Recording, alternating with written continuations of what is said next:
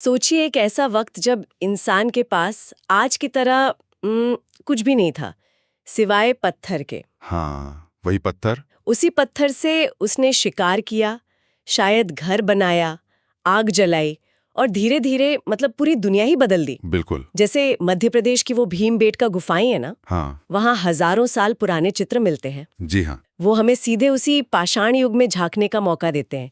तो चलिए आज उन्हीं पत्थरों और गुफाओं की कहानी को थोड़ा समझने की कोशिश करते हैं। हाँ, आज हम पड़ताल कर रहे हैं मानव इतिहास के उस सबसे लंबे दौर की जिसे हम पाषाण युग या स्टोन एज कहते हैं। अच्छा। और देखिए हमारी जानकारी का आधार क्या है।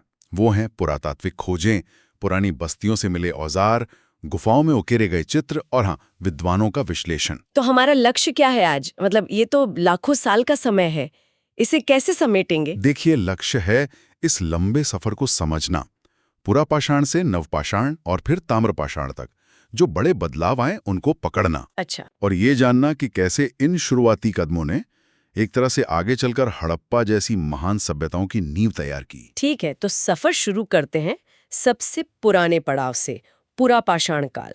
ये तो अविश्वसनीय रूप से लंबा चला, करीब 25-20 लाख साल से लेकर 12,000 साल पहले तक। बिल्कुल, बहुत लंबा समय।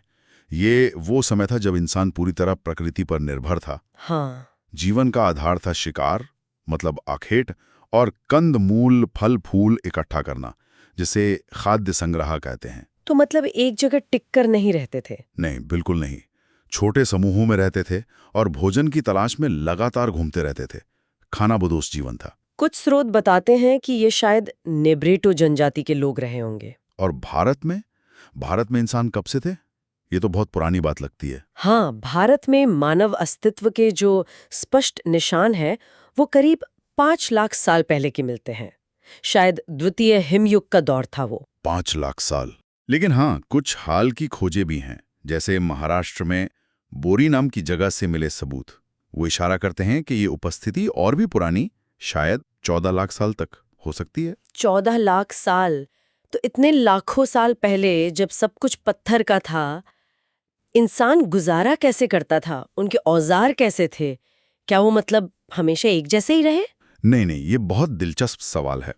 देखिए शुरुआत में यानी निम्न पुरापाषाण काल में औजार वाकई बड़े, भारी और अनगढ़ थे। अनगढ़ मतलब बस पत्थर को तोड़कर एक मोटी सी धार बना ली, जैसे हैंड एक्स जिसे कुल्हाड़ी कह सकते हैं, क्लीवर यानी विदारणी या चॉपर।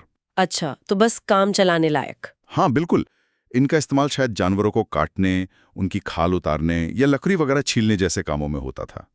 सोहन घाटी जो अब पाकिस्तान में है, बेलन घाटी यूपी में और नर्मदा घाटी, इन जगहों पर ऐसे औजार मिले हैं।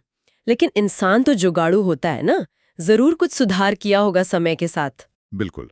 समय के साथ जैसे जैसे हम मध्य पुरापाषाण काल तक आते हैं, तकनीक बेहतर हुई। उन्होंने सीखा कि पत्थर के बड़े टुकड़े से, जिसे कोर कहते हैं, उससे पतले धारदार शल्क मतलब फ्लेक कैसे निकालें। अच्छा, फ्लेक्स। हाँ, फ्लेक्स। इनसे बने औजार जैसे स्क्रेपर यानी खुरचनी और बेधक यानी पॉइंट, वो ज्यादा नुकीले थे और अलग अलग कामों के लिए बेहतर थे। नर्मदा घाटी जैसी जगहों पर इसके प्रमाण मिलते हैं। और फिर आया उच्च पुरापाषाण काल। इसमें क्या नया था? क्या और बदलाव हुए? उच्च पुरापाषाण काल तक आधुनिक मानव यानी होमोसेपियंस आ चुके थे। होमोसेपियंस? जी। तो इस दौर में औजार और भी परिष्कृत हो गए। पतले पैने ब्लेड और नुकीले पत्थर जिन्हें ब्यूरिन कहते हैं, वो बनने लगे। ब्लेड, पत्थर के ब्लेड। हाँ, पत्थर के। और शायद इन्हें हड्डी या लकड़ी के हत्थों में लगाकर इस्तेमाल किया जाता होगा, चाकू की तरह। ये वो दौर था जब हिमयुग अपने अंतिम चरण में था। मौसम काफी ठंडा और शुष्क था। कला का भी आविष्कार कर लिया। वो भीमबेटका की गुफाएं, वो इसी दौर की है ना? जी हाँ, बिल्कुल। ये बेहद महत्वपूर्ण है। भोपाल के पास भीमबेटका की चट्टानी गुफाओं में जो शैल चित्र मिले हैं, कमाल के हैं वो तो। हाँ, वो हमें सीधे उस दौर के इंसानों के जीवन और शायद उनकी सोच की एक झलक देते हैं। जानवरों के शिकार के दृश्य हैं, नाचते गाते लोग। ये पुरापाषाण काल की एक अद्भुत उपलब्धि है, कला की शुरुआत का प्रमाण भी। तो पुरापाषाण काल मतलब एक बहुत लंबा सफर, शिकारी जीवन, धीरे धीरे सुधरते पत्थर के औजार और भीमबेटका की वो हैरान करने वाली कला। लेकिन फिर प्रकृति ने एक बड़ा मोड़ लिया। एकदम सही कहा आपने। करीब 12,000 साल पहले हिमयुग खत्म हुआ। दुनिया गर्म और नम होने लगी। अच्छा, मौसम बदला। हाँ, बर्फ पिघली, जंगल बढ़े, नए तरह के जानवर सामने आए और इसी के साथ शुरू हुआ मध्यपाषाण काल, मेसोलिथिक एरा, जो लगभग 10,000 साल पहले तक चला। मौसम बदला तो यकीनन जीने का तरीका भी बदला होगा, है ना? बिल्कुल, जलवायु परिवर्तन का सीधा असर पड़ा। पेड़ पौधे और खासकर छोटे जानवर बढ़े, तो अब बड़े जानवरों के शिकार के साथ साथ छोटे जानवरों का शिकार, मछली पकड़ना और जो खाने लायक पौधे थे उनको इकट्ठा करना ज्यादा महत्वपूर्ण हो गया। और इस बदली हुई जरूरत के हिसाब से औजारों में भी बड़ा बदलाव आया होगा। मैंने सुना है इस काल के औजार बहुत छोटे होते थे। हाँ, ये इस काल की सबसे बड़ी तकनीकी पहचान है, माइक्रोलिथ्स यानी लघु पाषाण उपकरण। माइक्रोलिथ्स, छोटे पत्थर। बहुत छोटे, ज्यामितीय आकार के, जैसे तिकोने, नवचंद्राकार, समलंब, कुछ तो उंगली के नाखून जितने छोटे। इसीलिए इस युग को माइक्रोलिथ युग भी कहते हैं। इतने छोटे औजार, इनका करते क्या थे? मतलब अकेले तो किसी काम के नहीं लगते। बेहतरीन सवाल, बिल्कुल सही कहा। ये अकेले इस्तेमाल नहीं होते थे। इन्हें लकड़ी या हड्डी के हत्थों में गोंद या किसी रेशे से चिपकाकर ज्यादा प्रभावी औजार और हथियार बनाए जाते थे। जैसे तीर की नोक, भाले की नोक, हसिया, आरी या चाकू जैसा कुछ। सोचिए, तीर कमान का आविष्कार। तीर कमान, अरे वाह, ये तो वाकई बड़ा आविष्कार रहा होगा शिकार के लिए। हाँ, इससे शिकार करना और पौधों को काटना ज्यादा आसान और शायद सुरक्षित भी हो गया। और क्या, इसी दौर में जानवरों को पालने की भी शुरुआत हुई। कुछ संकेत मिलते हैं क्या? हाँ, इसके शुरुआती संकेत मिलते हैं। पूरी तरह से नहीं कह सकते, पर लगता है कोशिशें शुरू हो गई थीं। कहाँ से पता चलता है? मध्य प्रदेश में आदमगढ़ और राजस्थान में बागोर जैसी जगहों पर जानवरों की हड्डियों के ढेर के साथ माइक्रोलिथ्स मिले हैं। तो शायद ये जंगली जानवरों को पकड़कर रखने या पालतू बनाने की तरफ पहला बहुत शुरुआती कदम था। दिलचस्प। मतलब इंसान अब धीरे धीरे प्रकृति पर अपनी पकड़ बना रहा था। आदमगढ़ और बागोर के अलावा और कौन सी जगह महत्वपूर्ण है इस काल की? गुजरात में लंगनाज है, उत्तर प्रदेश में सराय नाहर राय और मेहदा, ये भी महत्वपूर्ण स्थल हैं। यहाँ से माइक्रोलिथ्स के साथ साथ मानव कंकाल और उस समय के जीवन के अन्य सबूत भी मिले हैं। तो मध्य पाषाण काल यानी बदलता मौसम, छोटे मगर असरदार माइक्रोलिथ औजार और पशुपालन की एक, कह सकते हैं, हल्की सी आहट। लेकिन इसके बाद जो दौर आया उसने तो इंसानी दुनिया की पूरी तस्वीर बदल दी। नवपाषाण काल, इसे क्रांति क्यों कहते हैं? आपने बिल्कुल सही पकड़ा। क्रांति शब्द यहाँ एकदम फिट बैठता है। नवपाषाण काल, नियोलिथिक रेवोल्यूशन। ऐसा क्यों? क्योंकि इसी दौर में इंसान ने खेती करना सीख लिया। ये समझना कि बीज बोने से पौधा उगेगा और उससे अनाज मिलेगा, ये मानव इतिहास का शायद सबसे बड़ा आविष्कार था। खेती? हाँ, इंसान अब सिर्फ भोजन खोजने वाला, मतलब संग्राहक नहीं रहा, बल्कि भोजन पैदा करने वाला, यानी उत्पादक बन गया। खाद्य उत्पादक? अरे, मतलब अब वो खाना बदोश जीवन छोड़कर एक जगह टिकना संभव हुआ होगा। निश्चित रूप से, बिल्कुल। खेती करने के लिए फसल की देखभाल करनी पड़ती है, उसे काटना पड़ता है, फिर अनाज को सहेजना पड़ता है। इसके लिए एक जगह टिककर रहना जरूरी हो गया है। हाँ, ये तो है। इसी जरूरत ने स्थायी बस्तियों को जन्म दिया, गांव बसे। और पशुपालन भी अब सिर्फ मांस या दूध के लिए नहीं रहा, बल्कि खेती में मदद के लिए, जैसे हल खींचने और सामान ढोने के लिए भी होने लगा। गांव बस गए, खेती होने लगी, तो जरूरतें भी बड़ी होंगी ना, जैसे अनाज रखने के लिए, पकाने के लिए बर्तन वगैरह। बिल्कुल, और इन्हीं जरूरतों ने नए आविष्कारों को जन्म दिया। अनाज को स्टोर करने और पकाने के लिए मिट्टी के बर्तन, यानी पॉटरी, बनने लगे। मिट्टी के बर्तन? हाँ, शुरू में हाथ से बनाए गए, बाद में शायद चाक का इस्तेमाल भी शुरू हुआ। औजार भी बदले। अब घिसे हुए पॉलिशदार पत्थर के औजार बनने लगे, जैसे कुल्हाड़ियां, वसूले, छेनी। ये पहले के औजारों से ज्यादा टिकाऊ और धारदार थे। पॉलिश वाले औजार? जी, पॉलिश वाले, जिनसे जंगल साफ करना या लकड़ी काटना ज्यादा आसान हो गया। स्थायी गांव, खेती, पशुपालन, मिट्टी के बर्तन, पॉलिशदार औजार, बाप रे, पूरी जीवन शैली ही बदल गई। कौन सी जगहें इस क्रांति की गवाह हैं, जो परीक्षाओं के नजरिए से भी खास हों? इस मामले में सबसे महत्वपूर्ण स्थल है मेहरगढ़।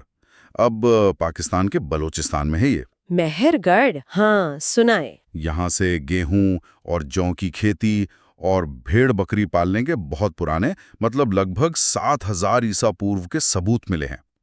इसे भारतीय उपमहाद्वीप में खेती की शुरुआत का एक प्रमुख केंद्र माना जाता है। 7000 ईसा पूर्व, बहुत पुराना। मेहरगढ़, ये नाम तो याद रखना ही होगा। और भारत में कश्मीर का नाम सुना है मैंने इस संदर्भ में। हाँ, भारत में कश्मीर में बुरज़होम और गुफकराल बहुत महत्वपूर्ण है।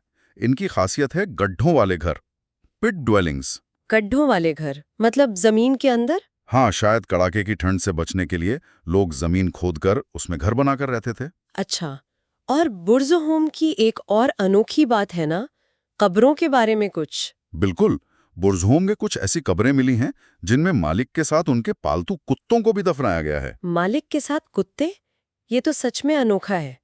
ये उस समय के इंसान और जानवर के रिश्ते पर रोशनी डालता है। जी हाँ, बिल्कुल। और पूर्व या दक्षिण भारत में क्या हाल था? वहां भी कुछ मिला? हाँ, बिहार में चिरांद एक महत्वपूर्ण नवपाषाण स्थल है। वहां से बड़ी मात्रा में हड्डी के औजार मिले हैं, खासकर हिरण के सींगों से बने हुए। हड्डी के औजार? जी। उत्तर प्रदेश में कोल्डी हवा और महागढ़ा जैसी जगह हैं, जहां से चावल की खेती के दुनिया के कुछ सबसे पुराने साक्ष्यों में से एक माने जाते हैं वो। चावल? हाँ। अच्छा। और दक्षिण भारत की बात करें तो कर्नाटक में मस्की, ब्रह्मगिरी, हल्लूर, पिकलीहल और आंध्र में उतनूर जैसे स्थल हैं। यहाँ रागी और कुल्थी जैसे मोटे अनाज उगाए जाते थे। रागी, कुल्थी, मतलब अलग-अलग इलाकों में अलग-अलग फसलें। और दक्षिण भारत में वो राख के टीले भी तो मिले हैं, ऐश माउंट्स। वो क्या थे? हाँ, पिकलीहल जैसी जगहों पर राख के बड़े बड़े टीले मिले हैं।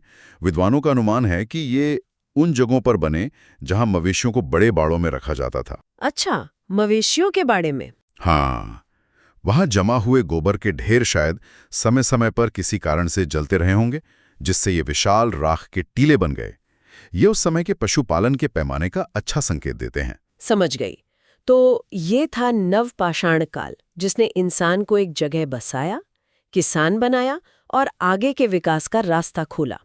अब इतने सारे बड़े बदलाव हुए, खेती, गांव, पालतू जानवर, मिट्टी के बर्तन, तो सोचने वाली बात यह है कि इनमें से कौन सा आविष्कार आपको लगता है मानव जीवन के लिए सबसे बड़ा गेम चेंजर साबित हुआ होगा? इस पर विचार जरूर कीजिएगा। पत्थर के औजारों से शुरू हुआ सफर अब एक नए मोड़ पर आ रहा था। नवपाषाण काल के बाद, या कह लें उसी के साथ साथ, कुछ इलाकों में एक नया दौर शुरू हुआ, ताम्रपाषाण युग, चाल्कोलिथिक एरा। नाम में ही तांबा है। बिल्कुल, ताम्र यानी तांबा और पाषाण यानी पत्थर।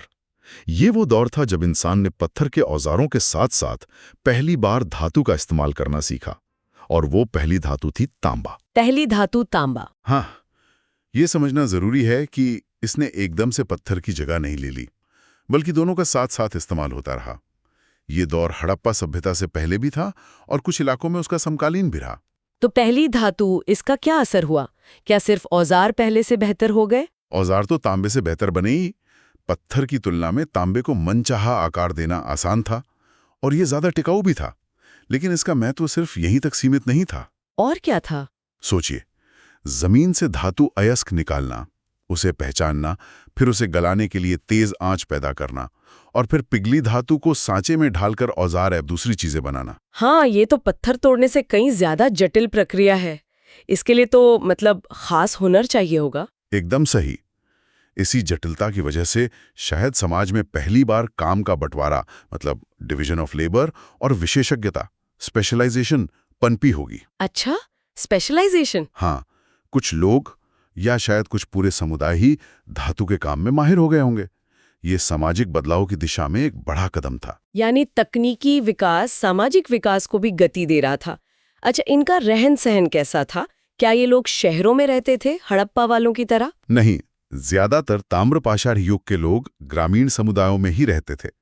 बस्तियां नवपाषाण काल से बड़ी जरूर हो सकती थीं, लेकिन वे मुख्यतः गांव ही थे। अच्छा, गांव ही थे। हाँ, हड़प्पा सभ्यता का शहरीकरण एक अलग और ज्यादा उन्नत विकास था, जो इसी दौरान कुछ खास इलाकों में हुआ, पर हर जगह नहीं। ताम्रपाषाण लोगों का मुख्य आधार खेती, जैसे गेहूं, चावल, बाजरा, दालें, और पशुपालन, गाय, भेड़, बकरी, भैंस, सुअर ही था। और उनकी संस्कृति की कोई खास पहचान, जैसे अंतिम संस्कार का तरीका वगैरह? हाँ, अंतिम संस्कार के तरीकों में थोड़ी क्षेत्रीय भिन्नता थी, लेकिन एक खास तरीका महाराष्ट्र की जोरवे संस्कृति जैसी जगहों पर देखने को मिलता है। क्या था वो? यहाँ शवों को, खासकर बच्चों के शवों को, बड़े मिट्टी के मर्तबानों या कलश में रखकर घर के फर्श के नीचे ही उत्तर दक्षिण दिशा में दफना दिया जाता था।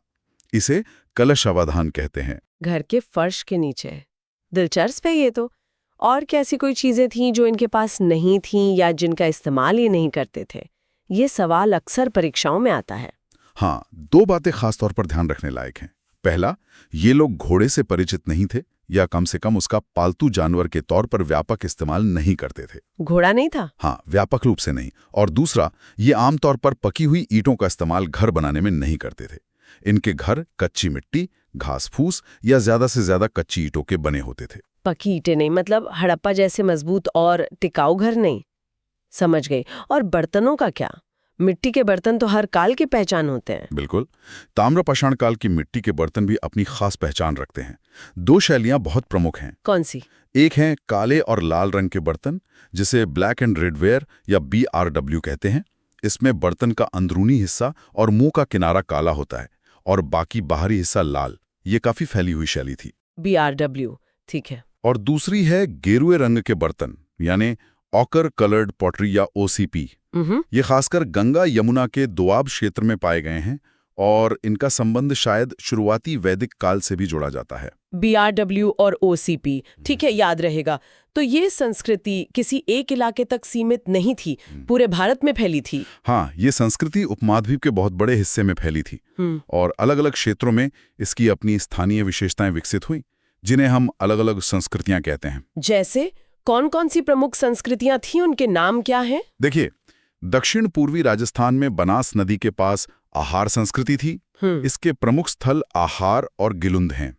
आहार में तांबे के औजारों की इतनी भरमार मिली है कि उसे तांबवती यानी तांबे वाली जगह भी कहा जाता था। तांबवती? हाँ। अच्छा।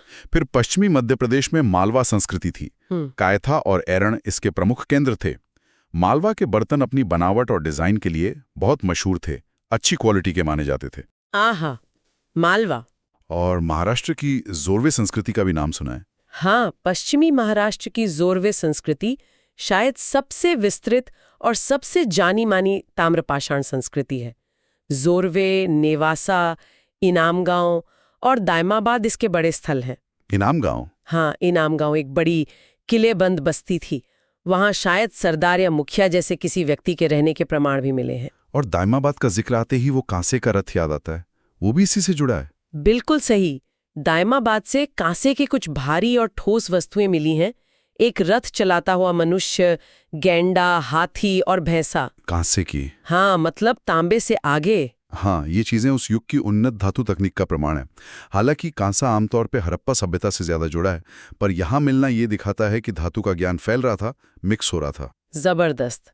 राजस्थान से महाराष्ट्र, मध्य प्रदेश, पूर्वी भारत में भी इसके निशान थे। जी हाँ, पूर्वी भारत में भी ताम्रपाषाण बस्तियां थीं। बिहार में चिरांद, सोनपुर, ताराडी, पश्चिम बंगाल में पांडु राजा ढिबी और महिषादल जैसे स्थलों से भी इसके प्रमाण मिले हैं। क्या बात है। मतलब पत्थर से धातु की तरफ का ये पहला कदम पूरे उपमहाद्वीप में इसकी गूंज सुनाई दे रही थी। इसने यकीनन आने वाले समय के लिए मंच तैयार किया होगा। बिल्कुल। ये वो दौर था जब इंसान ने न सिर्फ एक नई सामग्री यानी धातु का इस्तेमाल सीखा, बल्कि उसके साथ आने वाली नई तकनीकों और शायद थोड़ी बदली हुई सामाजिक संरचनाओं की नींव भी रखी। तो अगर परीक्षाओं की बात करें तो इस पूरे लंबे सफर से पाषाण युग से ताम्रपाषाण तक किस तरह के सवाल दिमाग में रखने चाहिए, खासकर जो एस्पिरेंट्स तैयारी कर रहे हैं? देखिए, जो SSC या राज्य स्तर की परीक्षाएं होती हैं, उनमें अक्सर सीधे तथ्य पूछे जाते हैं, फैक्ट बेस्ड।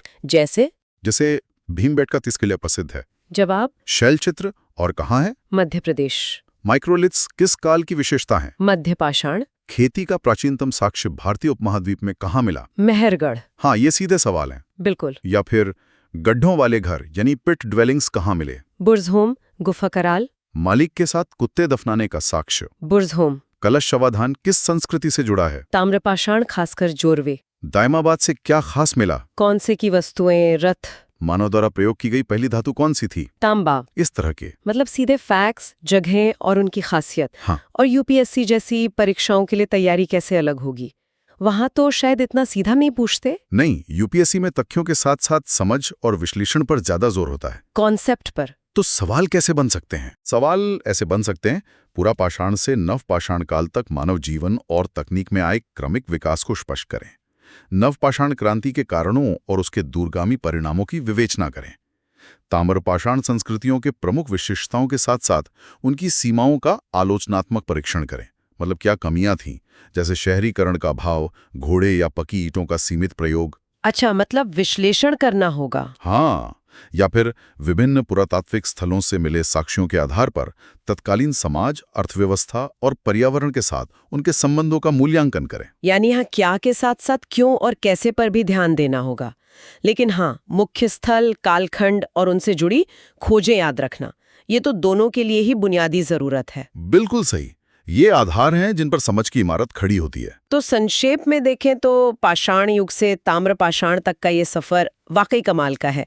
लाखों साल का इतिहास कुछ मिनटों में समेटने की कोशिश करते हैं। हाँ, एक नज़र दौड़ाते हैं मुख्य पड़ावों पर। एक क्विक रिकैप। पहला, पुरापाषाण काल, सबसे लंबा दौर, शिकारी संग्राहक जीवन, भारी पत्थर के औजार जो धीरे धीरे बेहतर हुए जी। और हाँ, भीमबेटका जैसी जगहों पर कला का वो अद्भुत प्रदर्शन। फिर आया मध्य पाषाण काल, मौसम बदला, छोटे और कुशल माइक्रोलिथ औजार बने, शायद तीर कमान भी, मछली पकड़ना और पशुपालन की तरफ पहला छोटा सा कदम। उसके बाद नवपाषाण काल। जी ये तो क्रांति का दौर था। जी। खेती की शुरुआत हुई, स्थायी गांव बसे, मिट्टी के बर्तन बनने लगे, पॉलिशदार औजार आए, मेहरगढ़, बुर्जहोम, कोल्डी हवा जैसे स्थल इसके गवाह हैं। और आखिर में ताम्र पाषाण काल, पत्थर के साथ पहली धातु यानी तांबा का प्रयोग शुरू हुआ। धातु कर्म से विशेषज्ञता की शुरुआत हुई होगी। ज्यादातर ग्रामीण बस्तियां थीं, खास किस्म के बर्तन मिले, BRW, OCP, कलश शवाधान और जोरवे, आहार, मालवा जैसी क्षेत्रीय संस्कृतियां पनपी। बिल्कुल। ये पूरा सफर दिखाता है कि कैसे इंसान ने धीरे धीरे अपने पर्यावरण को समझा, उसके साथ तालमेल बिठाया, नई नई तकनीकें ईजाद की और जटिल सामाजिक संरचनाएं विकसित की।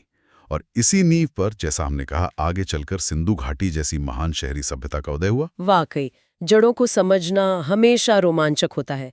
चलिए एक सवाल सोचने के लिए छोड़ जाते हैं श्रोताओं के लिए। जरूर। भीमबेटका की उन हजारों साल पुरानी पेंटिंग्स को देखकर क्या हमें ये नहीं लगता कि उन आदिम इंसानों की अपनी दुनिया को समझने की, उसे दर्ज करने की और उसमें सौंदर्य खोजने की इच्छा आज हमारी अपनी रचनात्मक इच्छाओं से कितनी मिलती जुलती है? बहुत गहरा सवाल है। शायद समय बदला है, तकनीक बदली है, माध्यम बदले हैं, पर वो मानवीय जज्बा, वो रचनात्मकता की प्यास शायद वही है।